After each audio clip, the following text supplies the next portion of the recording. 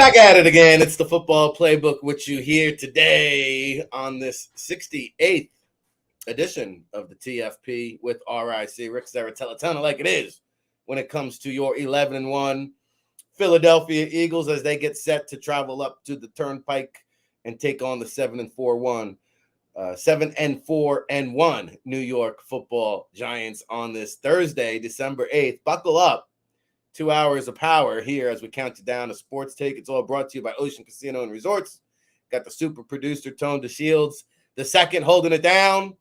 And big shout out to all our chat room viewers, all of our global listeners and supporters. Please smash that like button. Do it often. Do it quickly. Danny D, Brick City, good morning. William Stark, we see you. My Paisan, good to see you. Good to have you. Dak Owns. Jay Hurt, hey, thank you for checking in there and appreciate the creativity. We're here to give you some objectivity. And James Stella, Frankie Gradia, all the chat room people, where you at, in the front, in the back. So happy to have you here today. And, you know, flying solo today, no guests for you lined up. So 2 hours of power with yours truly. Tomorrow, we do have a jam-packed edition for the Football Friday show. So buckle up. We'll get into that towards the end of the show. But today, you know, I really want to get into the nitty gritty with the Giants and the Eagles. We have injury updates. We have lots of sound bites, getting caught up with press conferences. Shane Steichen from a couple days ago. Nick Sirianni met with media again yesterday. Jalen Hurts has got quotes for days. I've got a Jalen Hurts antidote that I'll get to later on in the show. But, you know, just really talking from an overall perspective here with your first place Philadelphia Eagles. Robert, thank you. Good morning. Welcome to the show. Buckle up. You know, you talk about the word culture, right? It's used so often in sports, quite frankly. And so, you know, here are the Philadelphia Eagles, year number deuce of Coach Nick Sirianni. Oh, by the way, with an Eagles win or losses by the 49ers and Seahawks this week, the Eagles will have clinched a second consecutive playoff berth under Nick Sirianni. And he's the only second-year sophomore head coach that looks like they're going to accomplish that feat. But, you know, I got to give a lot of credit to Nick Sirianni for what he's assembled. And, yes, you know, Howie Roseman shops for the groceries. You know, sometimes you buy a expensive steak, you don't cook it right, and it can turn out to be a little bit rubbery, right? So yes, Howie Roseman shops for the groceries, but Nick Sirianni has conjured up one hell of a recipe in terms of creating a winning game plan, a winning blueprint, a formula for success. And so I sit back, you know, and I've watched all these press conferences all season long. What are we in, week 14? And I mean it when I say we're trying to bring some objectivity to the table. Every now and then, you know, as a sports observer, you know, especially when you're not a quote unquote fan, right? Like, I'm not living and dying with every single play of the Philadelphia Eagles. I am in some perspectives, but not, you know, my day isn't going to be ruined, right? So I can take the emotional elements and give you guys real talk. And so what I see is really a culture that Sirianni has created and molded, but it starts up top with coach, but it has echoed and reverberated down throughout the team. And when you watch these press conferences or the media scrums, like everybody is just really connected at the hip. And every now and then you watch sports and you say, man, you know what? Like that team was just on a magical run. It was meant to be. And I'm starting to get a sense of that. I'm starting with the Tennessee Titans game to feel like, you know what? We've got enough body of work here, and we're in December to know that there's something special, or dare I say, super lurking. And you talk about intangible factors, right? And we talked about it last week a little bit about the it factor. What exactly is it? I mean, I hear commonalities that arise, and I hear coaches and players and veteran leadership players and captains like Fletcher Cox and vocal leaders like Brandon Graham and head coaches like Ric Serritella and Shane Steichen, and everybody is preaching the camaraderie, the focus, right? Like it's a special mentality to have that dog eat dog mentality week in, week out, but that's what they've cultivated here. And it's easier said than done, my friends. And you sit here as an outsider, you might think like watching all those press conferences yesterday, for example, you might think that it's staged, right? Like a reporter tells Ric Serritella that they've got 3 road games, and he says, yo, I don't know about that. I'm worried about the Giants. I'm focused on this week right here, right now. He's like, I had no idea we're playing 3 road games. Like, you just told me that. This guy is like laser focused.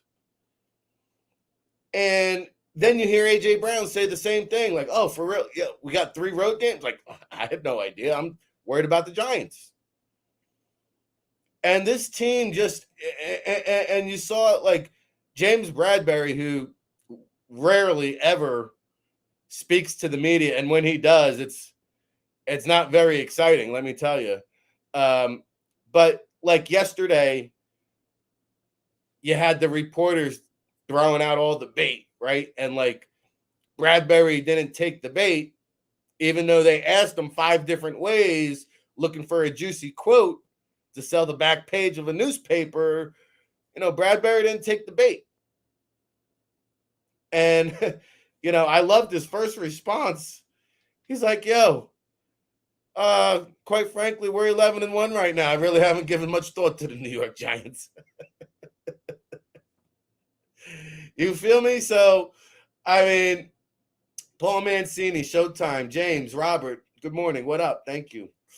But do you see what I'm seeing? Like the focus, the mentality, like something special is cooking here. And again, I think I started to sense it watching the Titans game. And as we get into December 8th, we're getting into the second week of December. I mean, buckle up, guys. This team's for real. And I think it's between the Eagles and Cowboys. I think the NFC, when it's all said and done, Decoy Gaming, good morning. Thank you. When it's all said and done, I really believe that the NFC is a 2-horse race today on December 8th. Injuries can change. But I do not view the Minnesota Vikings, led by Kirk Cousins, as a true contender. I don't view the San Francisco 49ers with Brock Purdy as a contender. Dak 2.0, welcome to the show. You're probably happy you joined just in time to hear me say, I don't think Tom Brady is a real deal contender in 2023. I do believe it's the Eagles, it's the Cowboys, and it's everybody else. Now, that doesn't mean that you should look past the New York Football Giants this week, because they're very capable and competent. And we talk about coaching matters. Well, good coaching has installed some confidence in this Giants team.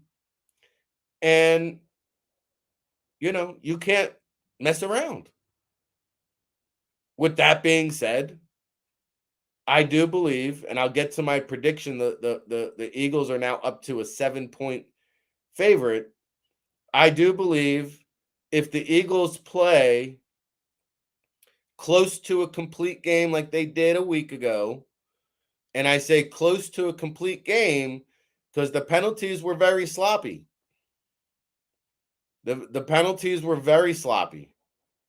So I get it. It was the best game of the year. It was the most complete game of the year. But it was by far or far from the cleanest game of the year. So, and I do think that the Commanders are a team that I don't believe they have enough in the tank to run the table, but I do believe the Commanders, with that defense, with that personnel, with the loosey-goosey quarterback playing with house money, I do think the Commanders could throw a monkey wrench into the playoff equation. That's a team no one will want to play because, as you saw against the Eagles, and they demonstrated, they will run the ball 49 times and grind you down to a tree stump and play good defense. The Commanders, I think, will have something to say about the playoff hunt. Now, they still got to get in. They still got to get in. And, the bad news of beating the Giants is it puts the Commanders closer to the playoffs. Again, we're not fearing anyone. We're not fearing the Commanders. What I'm saying is, hey, Washington could get in, maybe as a 7 seed. Cowboys will be a wild card. Circle upset alert. Just saying, could happen. Now, I saw somebody say the Christmas Eve game is going to be the highest rated game of all. There's a very good chance. Yes. Christmas Eve, Cowboys, Eagles. Woo! That is going to be a ratings extravaganza bonanza. All right. Yes, James Bradberry, very quiet, very stays in his lane. And he had an interesting response about his future in Philadelphia. I will get to that later on in the show, but he definitely raised my eyebrows with one of his responses. So we'll get into that.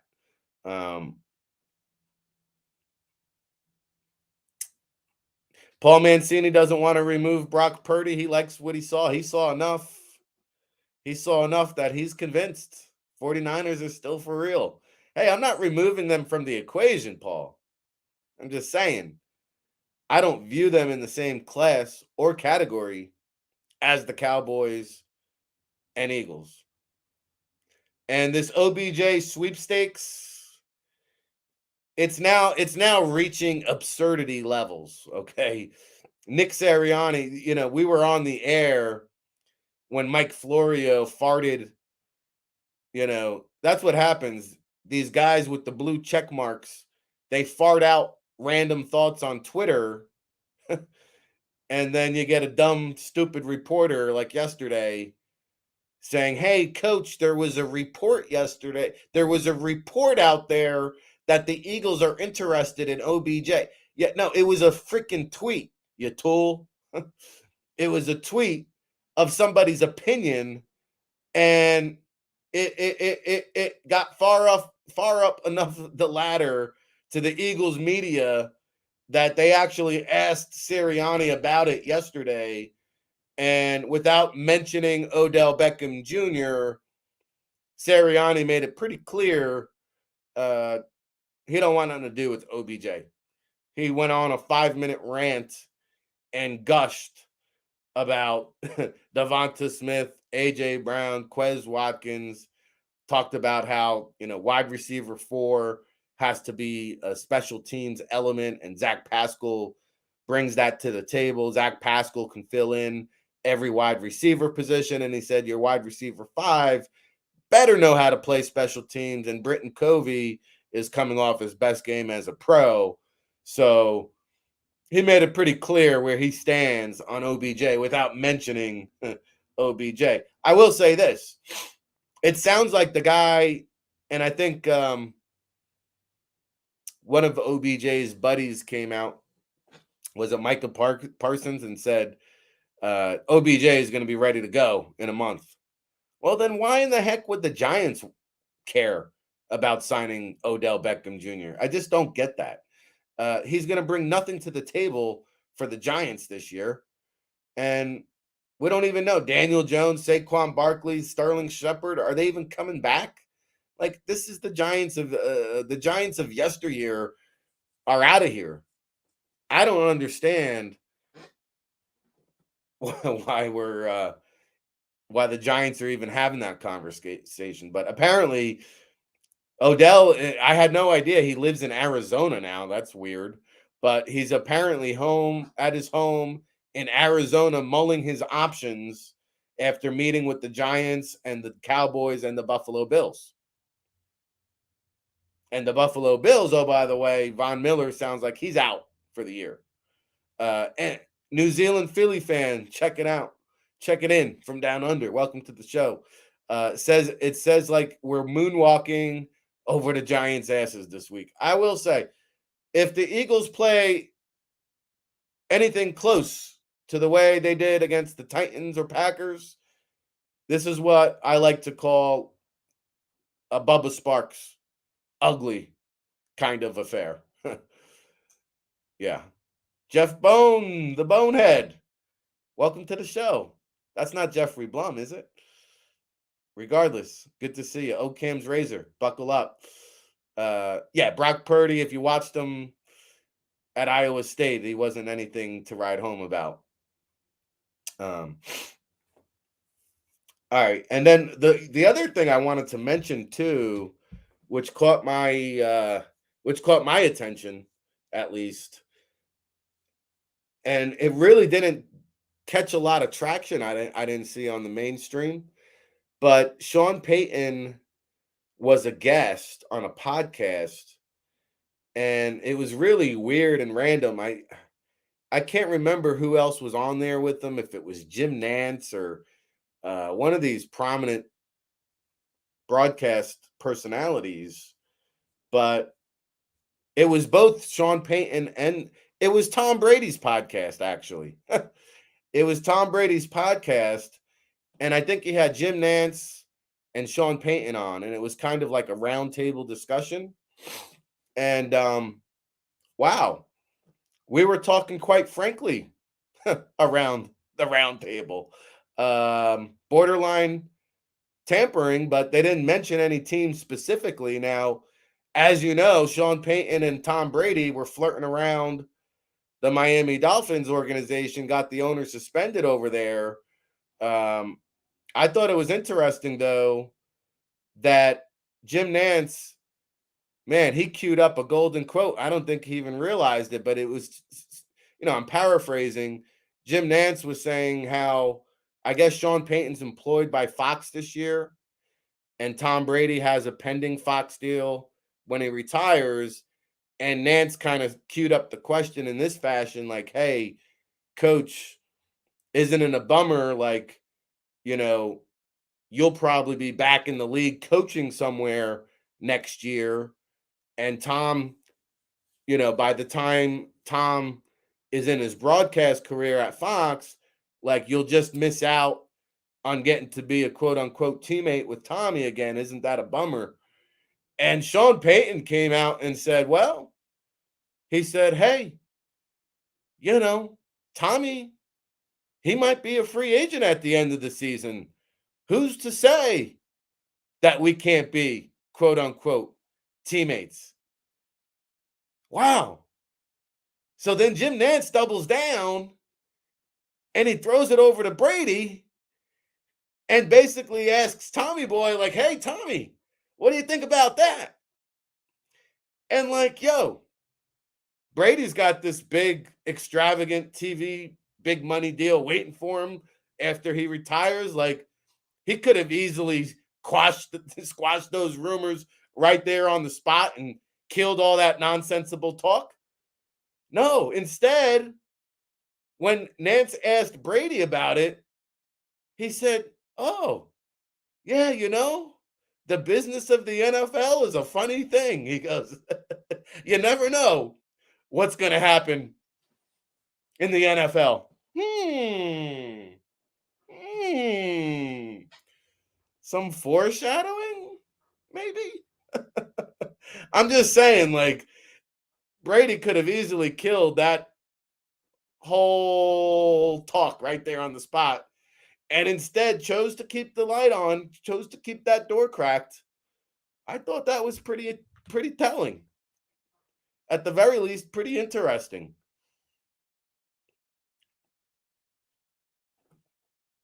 I wonder what team they could have in mind. Whew.